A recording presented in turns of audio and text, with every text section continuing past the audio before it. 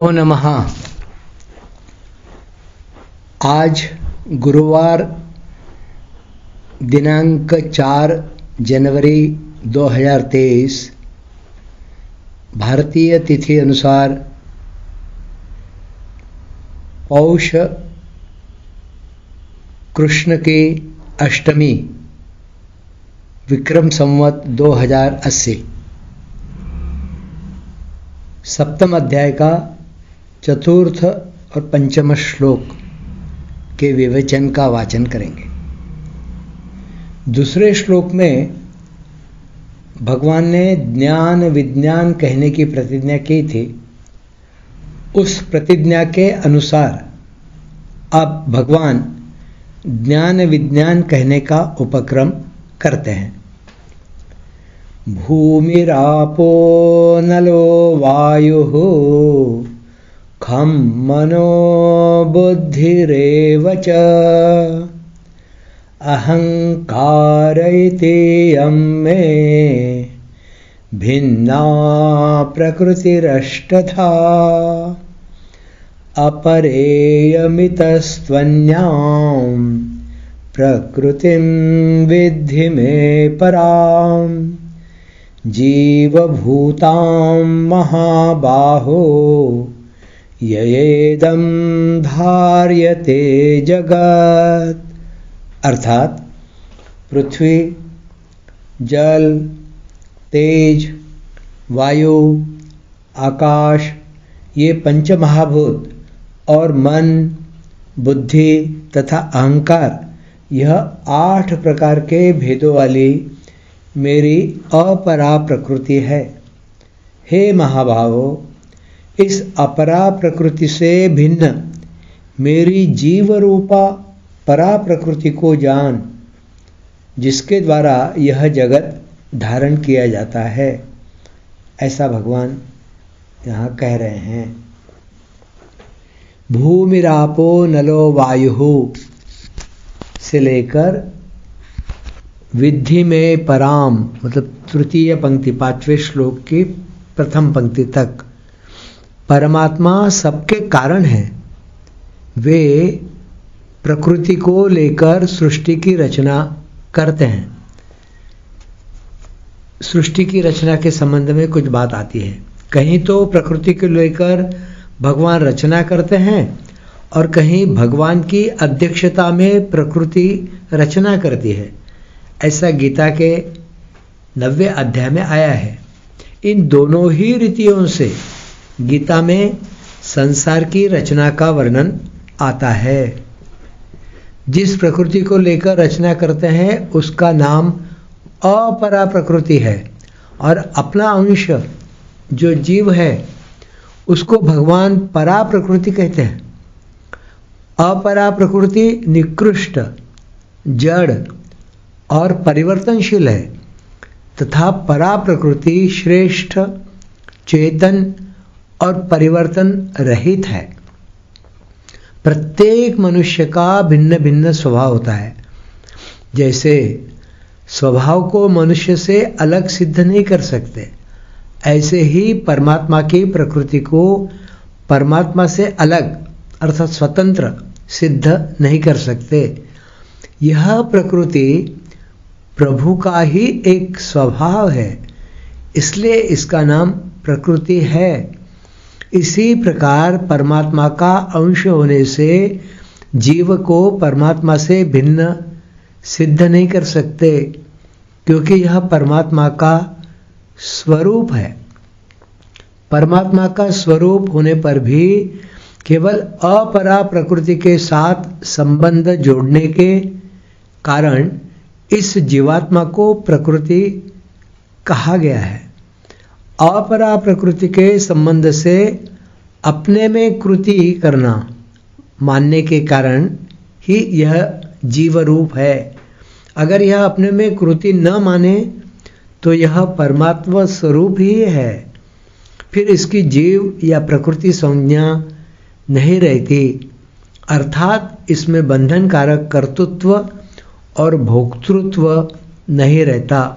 ऐसा श्रीमद् भगवद गीता के 18वें अध्याय में विश्लेषण आया है। यहाँ अपरा प्रकृति में पृथ्वी, जल, तेज, वायु, आकाश, मन, बुद्धि और अहंकार, ये 8 शब्द लिए गए हैं।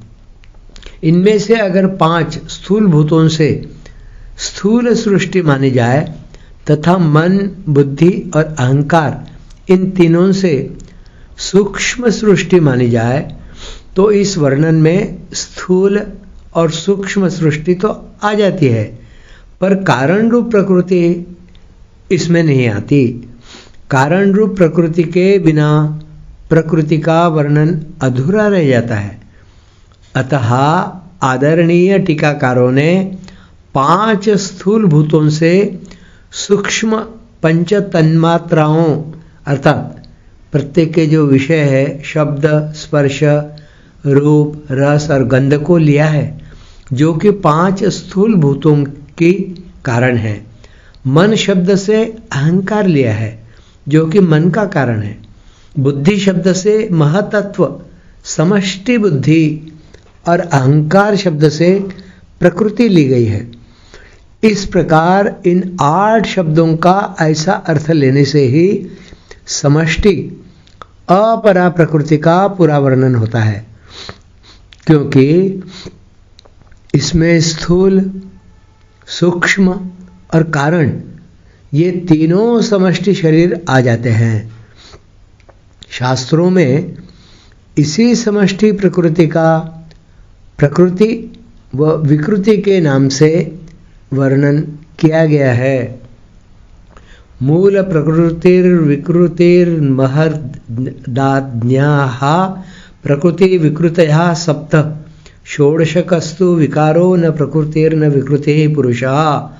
यह सांख्य कारिका में आया है। तात्पर्य है कि मूल प्रकृति तो किसी से पैदा नहीं होती, अतः यह किसी की भी विकृति अर्थात कार्य नहीं है। मूल प्रकृति से पैदा होने के कारण अर्थात ये मूल प्रकृति के पैदा होने के कारण महतत्व, अहंकार और पंच तन्मात्राएं ये 7 पदार्थ विकृति भी है और शब्दादि 5 विषयों तथा 10 क्रियाओं के कारण होने से प्रकृति भी है। अर्थात ये 7 पदार्थ प्रकृति व विकृति है। शब्दादि 5 विषय, 10 इंद्रियां और मन ये 16 पदार्थ केवल विकृति हैं, क्योंकि ये किसी की भी प्रकृति कारण नहीं है। अर्थात इनसे कोई भी पदार्थ पैदा नहीं होता। चेतन न प्रकृति है और न विकृति ही है, अर्थात यह न तो किसी का कारण है और न कार्य। जैसा यहाँ कहा गया है कि ये स्थूल, सूक्ष्म और कारण ये तीनों समष्टि शरीर आ जाते हैं। शास्त्रों में इसी समष्टि प्रकृति का प्रकृति विकृति के नाम से वर्णन किया गया है। परंतु यहाँ एक बात ध्यान देने की है कि भगवान ने यहाँ अपरा और परा प्रकृति का वर्णन प्रकृति व विकृति की दृष्टि से नहीं किया है। यदि भगवान प्रकृति व विकृति की दृष्टि से वर्णन करते तो चेतन को प्रकृति के नाम से कहते ही नहीं, क्योंकि चेतन न तो प्रकृति है और न विकृति है।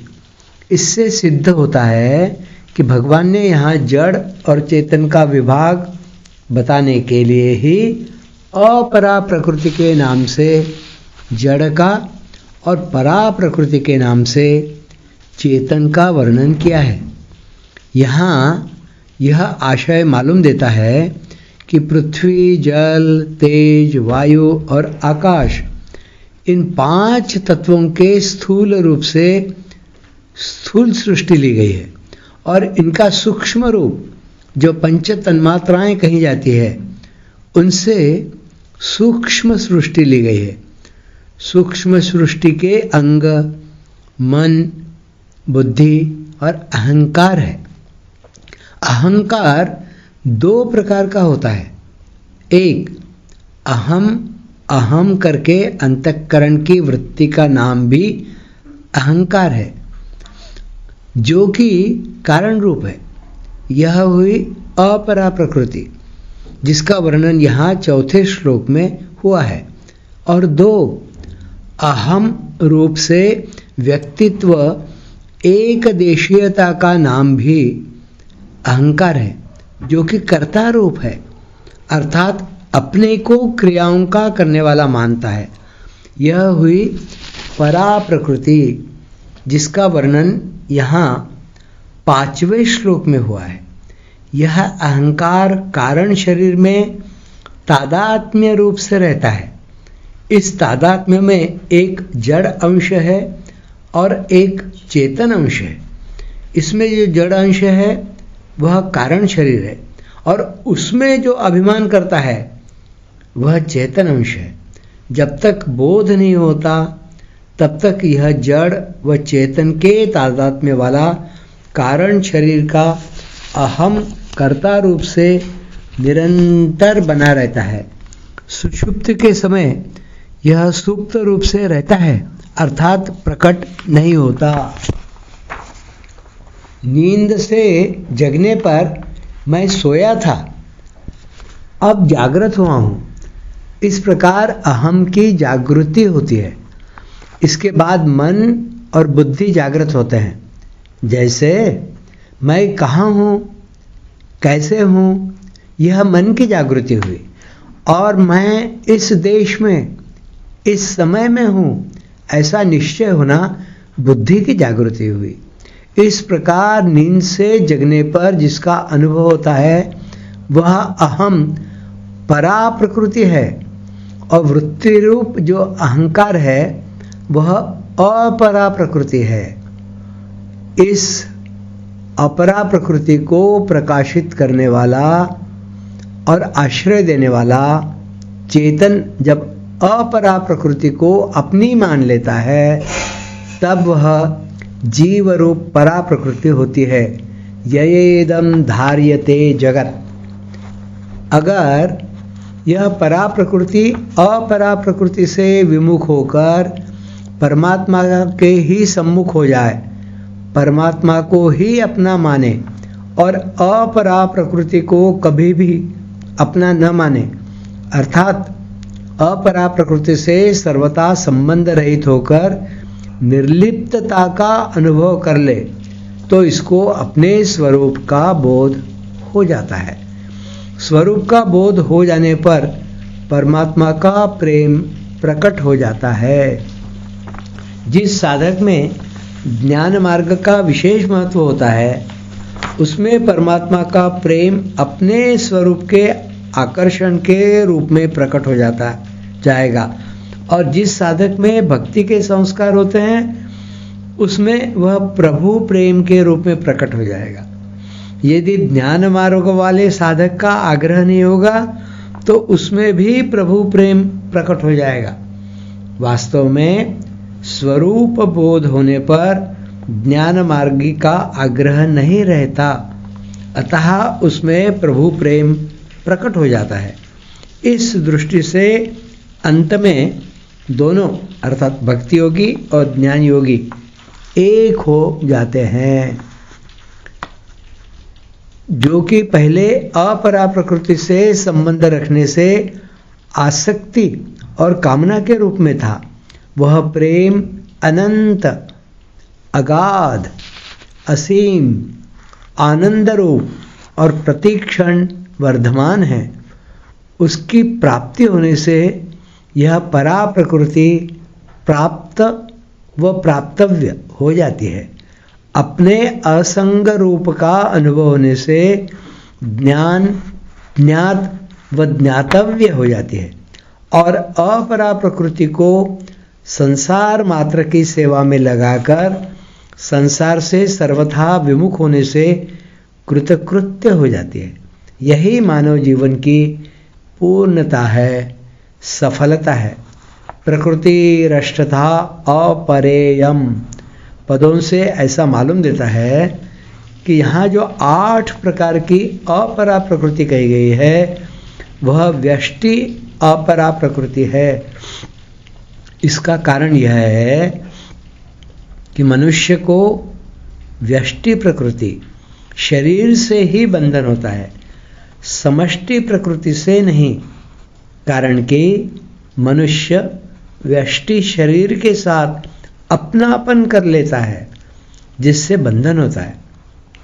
व्यष्टि कोई अलग तत्व नहीं है, प्रत्युत समष्टि का ही एक क्षुद्र अंश है। समष्टि से माना हुआ संबंध ही व्यष्टि कहलाता है, अर्थात समष्टि के अंश शरीर के साथ जीव अपना संबंध मान लेता है, तो वह समष्टि का अंश शरीर ही व्यष्टि कहलाता है। व्यष्टि से संबंध जोड़ना ही बंधन है। इस बंधन से छुड़ाने के लिए भगवान ने 8 प्रकार की अपरा प्रकृति का वर्णन करके कहा है कि जीव रूप परा प्रकृति ने ही इस अपरा प्रकृति को धारण कर रखा है। यदि धारण न करे तो बंधन का प्रश्न ही नहीं है। 15वें अध्याय के 7वें श्लोक में भगवान ने जीवात्मा को अपना अंश कहा है। ममैवांशो जीवलोके जीवभूतः सनातनः। परंतु वह प्रकृति में स्थित रहने वाले मन और 5 इंद्रियों को खींचता है, अर्थात उनको अपनी मानता है। मनः षष्ठानि इंद्रियाणि प्रकृति स्थानि कर्षति। इसी तरह 13वें अध्याय के 5वें श्लोक में भगवान ने क्षेत्र रूप से समष्टि का वर्णन करके 6ठे श्लोक में व्यष्टि के विकारों का वर्णन किया, क्योंकि ये विकार व्यष्टि के ही होते हैं, समष्टि के नहीं।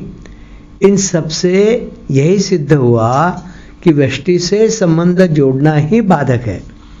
इस व्यष्टि से संबंध तोड़ने के लिए ही यहाँ व्यष्टि अपरा प्रकृति का वर्णन किया गया है, जो कि समष्टि का ही अंग है। व्यष्टि प्रकृति अर्थात शरीर समष्टि सृष्टि मात्र के साथ सर्वथा अभिन्न है, भिन्न कभी हो ही नहीं सकता।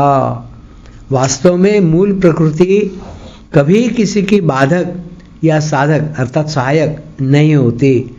जब साधक उससे अपना संबंध नहीं मानता तब तो वह सहायक हो जाती है, पर जब वह उससे अपना संबंध मान लेता है तब वह बाधक हो जाती है, क्योंकि प्रकृति के साथ संबंध मानने से व्यष्टि अहंता मैंपन पैदा होती है। यह अहंता ही बंधन का कारण होती है। इस प्रकार यह वर्णन आगे बढ़ता है। आज यहीं समाप्त करते हैं, क्योंकि इसका वर्णन और भी है।